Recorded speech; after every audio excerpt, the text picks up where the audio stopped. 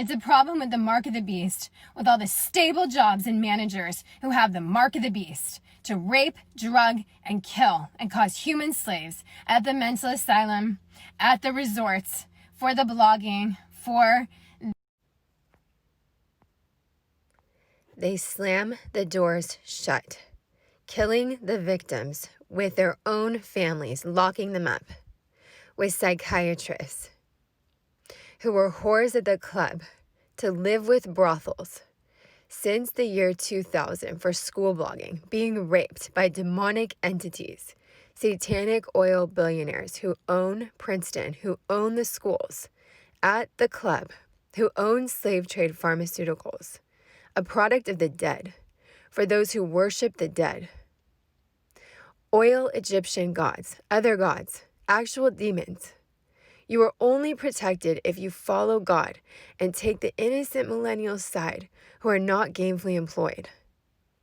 That no one can lock them up, find a problem, force psychiatric help or counseling, drugging with pharmaceuticals.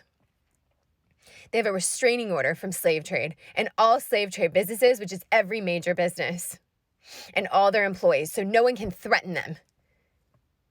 They're killing every single murder, rapist, kidnapper, and accomplice who directly drug, rape, and kill them.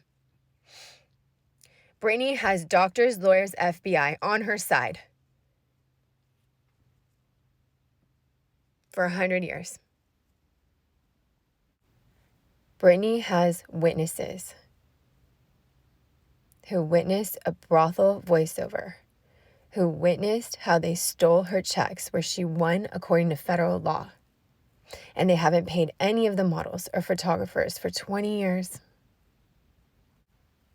The economy is ran by a brothel, and you can't ever blame them because they do that to everyone. They do it from the streets. It's a very subliminal, democratic technology. And you can only hear it if you're really good at hearing, and everyone can hear it, but it's everywhere. No one is ever blamed for a brothel voiceover, ever, because they can do it to a child who's really close to God. And Brittany has stem cell in front of the best doctors of the world.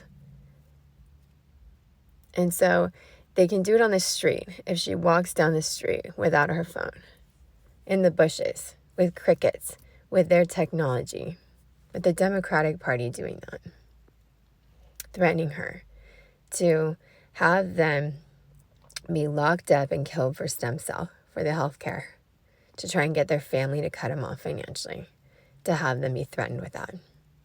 But Brittany's protected with 2/3 angels armies and the highest security and the most powerful people on her side, with doctors, lawyers, FBI who are witnesses. And as soon as they get the money, they're going to get the money from the occult to pay her, and she's first in line.